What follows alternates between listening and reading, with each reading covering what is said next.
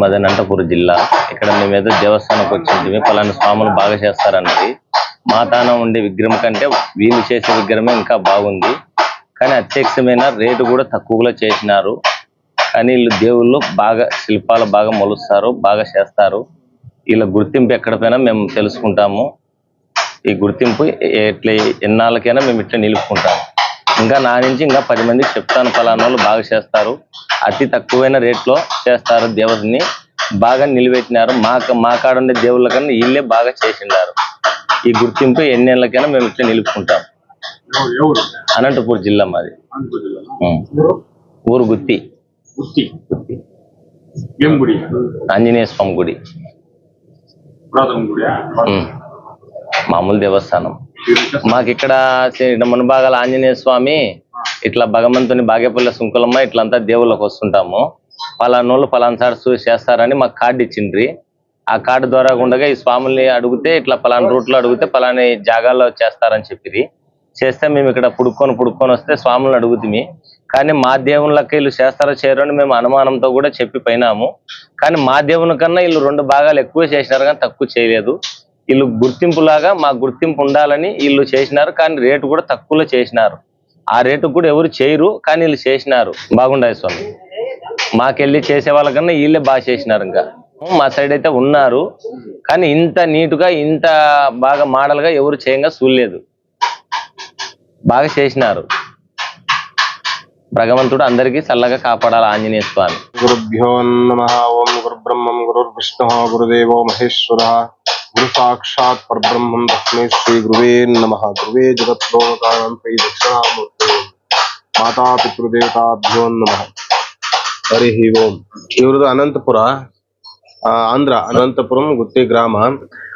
ಇವರು ಒಂದು ಆಂಜನೇಯ ಸ್ವಾಮಿ ಒಂದು ಫೋಟೋ ತಂದು ತೋರಿಸಿದ್ರು ನನಗೆ. ಇದೇ ತರ ಇವ್ರ ಹತ್ರ ಹಳೇದ್ ಮಾಡಿರೋದು. ಅವ್ರ ತಾತಂದ್ರ ಕಾಲದಿಂದ ಬರ್ತಾರೆ. ಸುಮಾರು ಒಂದು 200-300 ವರ್ಷದಿಂದ ಇವ್ರು ಅವ್ರನ್ನ ಕಾಪಾಡ್ಕೊಂಡು ಆ ವಿಗ್ರಹನ ಎತ್ಕೊಂಡ್ ಬರ್ತಾ ಇದ್ರು. ಈಗ ನನಗ್ ತಂದು ತೋರಿಸ್ಬಿಟ್ಟು ನಮ್ಗೆ ಇದೇ ತರ ಇರಬೇಕು, ಮಾಡ್ಕೊಡ್ತೀರಾ? ಸರಿ ಸರ್, ಮಾಡ್ಕೊಡ್ತೀನಿ ಸ್ವಾಮಿ, ಮಾಡ್ಕೊಡ್ತೀನಿ ಅಂತ ಸರಿ ಅಂತ ರೆಡಿ ಮಾಡಿದ. ಆದ್ರೆ ಆ ವಿಗ್ರಹದಲ್ಲಿರೋ ಫೋಟೋ ನೋಡಿದ್ರೆ ವಿಚಿತ್ರವಾಗಿದೆ. ಆ ವಿಚಿತ್ರತೆ ಇವ್ರಿಗೂ ಗೊತ್ತಿಲ್ಲ. ಆ ವಿಚಿತ್ರವಾಗಿರೋ ವಿಗ್ರಹದ ಕಲಾಕೃತಿ ಏನು ಅನ್ನೋದು ಇವ್ರಿಗೂ ಗೊತ್ತಿರಲಿಲ್ಲ. ಅದರಲ್ಲಿ ಮಹಾ ಹನುಮಂತನು ವೀರಾಂಜನೇಯ ಸ್ವರೂಪದಲ್ಲಿ ಇದ್ದಾನೆ. ಅಂದ್ರೆ ಒಂದು ಕೈಯನ್ನ ಗದೆಯನ್ನ ತನ್ನ ಹೆಗಲ ಮೇಲೆ ಹಿಡ್ಕೊಂಡು, ಎರಡನೇದು ತನ್ನ ಹಸ್ತವನ್ನು ಮೇಲಕ್ಕೆತ್ತಿ ವೀರಾಂಜನೇಯ ಸ್ವರೂಪದಲ್ಲಿ ಕಾಣಿಸ್ತಾನೆ.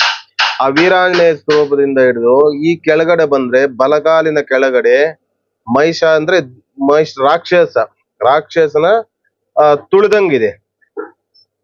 ಈ ರಾಕ್ಷಸನ ತುಳಿದಂಗಿದೆ. ಇದರದ ಸ್ವರೂಪ ಏನಂದ್ರೆ, ನಮ್ಮ ಪುರಾಣದ ಪ್ರಕಾರ ಶ್ರೀರಾಮಚಂದ್ರನ ಕಾಲದಲ್ಲಿ ಆ ರಾವಣಾಸುರನ ಹತ್ರ ಹೋಗ್ತಾರೆ ಇವರು ಹನುಮಂತರು. ಆ ರಾವಣ ರಾಜ್ಯದಲ್ಲಿರೋದು ಎಲ್ಲ ರಾಕ್ಷಸರು. ಅವರ ಗುಣನೇ ರಾಕ್ಷಸರ ಗುಣ. ಅಲ್ಲಿ ಈ ಕಾಲ ಕೆಳಗಡೆಯಿಂದ ಈ ಆಂಜನೇಯನ ಪಾದದಿಂದ ರಾಕ್ಷಸರನ್ನ ತುಳಿದು ಅಲ್ಲಿ ಒಂದು ಸ್ವರೂಪ ತೋರಿಸಿದ ಪ್ರತಿರೂಪ ಇದೆ. ಅಂದ್ರೆ ಇವ್ರಿರೋ ಜಾಗಕ್ಕೆ ಯಾವುದೇ ತರದ ರಾಕ್ಷಸರಾಗ್ಲಿ ಕೆಟ್ಟ ದುಷ್ಟ ಶಕ್ತಿಗಳಾಗ್ಲಿ ಯಾವುದೇ ಒಂದು ಇವ್ರ ಹತ್ರ ಇರೋದಕ್ಕೆ ಬರುವುದಿಲ್ಲ ಅನ್ನೋದಕ್ಕೆ ಇದು ಒಂದು ಪ್ರತಿರೂಪ. ರಾವಣ ಲಂಕದಲ್ಲಿ ರಾಕ್ಷಸನ ವಧಿಸಿದ್ದು ಇದೇ ಒಂದು ಪ್ರತಿರೂಪವಾಗಿ ಇಲ್ಲಿ ಚಿತ್ರಿಸಲಾಗಿದೆ. ಇಲ್ಲಿಂದ ಇಲ್ಲಿ ಇದು ವೀರ ಹಸ್ತ, ಇದು ಗದಾ ಹಸ್ತ. ಈ ತರ ಆಂಜನೇಯ ಸ್ವಾಮಿ. ಇವರು ಪಾಪ ತುಂಬಾ ದೂರದಿಂದ ಎಲ್ಲೆಲ್ಲೋ ನೋಡಿದ್ದಾರೆ. ಇವ್ರಿಗೆ ಇಷ್ಟನೂ ಆಗಿಲ್ಲ, ಮಾಡ್ತಾರೆ ಅನ್ನೋ ನಂಬಿಕೆನೂ ಇರ್ಲಿಲ್ಲ. ಅದಕ್ಕೆ ಈ ತರ ಬಂದ್ ಕೇಳಿದ್ರು. ಸರಿ, ಅವ್ರು ಕೊಟ್ಟಿರೋ ದುಡ್ಡಿಗೆ ನಾನ್ ಮಾಡಿರೋ ಕೆಲ್ಸಕ್ಕೆ ಸಂಬಂಧವೇ ಇಲ್ಲ. ಅದಕ್ಕೂ ಇದಕ್ಕೂ ತುಂಬಾ ಹೆಚ್ಚು ಕಮ್ಮಿ ಇದೆ. ನಾನ್ ದುಡ್ಡು ಮಕ್ಕ ನೋಡ್ಲಿಲ್ಲ. ಪಾಪ ಅವ್ರು ಇಷ್ಟೊಂದು ಆಸಕ್ತಿಯಿಂದ ಬಂದಿದ್ದಾರೆ ಅನ್ನೋ ಒಂದು ಇದಕ್ಕಾಗಿ ಅವ್ರಿಗೆ ತುಂಬಾ ದುಡ್ಡು ಬಿಟ್ಬಿಡಿ ತುಂಬಾ ನೀಟಾಗಿ ಕೆಲಸ ಮಾಡಿ ನಾನು ಕೊಟ್ಟಿದ್ದೀನಿ. ನನಗೆ ಒಂದು 4 days ಬಿತ್ತು. 4 ದಿನ ಕೆಲಸ ಮಾಡಿದ್ದೀನಿ. 4 ದಿನ ಪೂರ್ತಿ 4 ದಿನ ಕೆಲಸ ಮಾಡಿದ್ದೀನಿ. ಅದ್ರಲ್ಲಿ ಲೈಫ್ ಇರ್ಲಿ ಅಂತ ಇದು ಗೋಲ್ಡ್ ಪ್ಲೇಟೆಡ್ ಮಾಡಿದ್ದೀನಿ. ಇದು ಯಾವುದೇ ಕಾರಣಕ್ಕೂ ಡಲ್ ಆಗಲ್ಲ, ಬ್ಲಾಕ್ ಬರೋದಿಲ್ಲ, ಇದೇ ತರ ಇರುತ್ತೆ. ಅದಕ್ಕೆ ಔಟ್ಲೈನ್ ಬೀಡಿಂಗ್ ಕೊಟ್ಟಿದ್ದೀನಿ. ಯಾಕಂದ್ರೆ ಮಾಡಿರೋ ಕೆಲಸ ದುಡ್ಡು ಶಾಶ್ವತವಲ್ಲ, ನಾವು ಮಾಡಿರೋ ಕಲಾಕೃತಿ ಅವೇ ಶಾಶ್ವತ ಎಂದು ರೆಡಿ ಮಾಡಿದ್ದೀನಿ.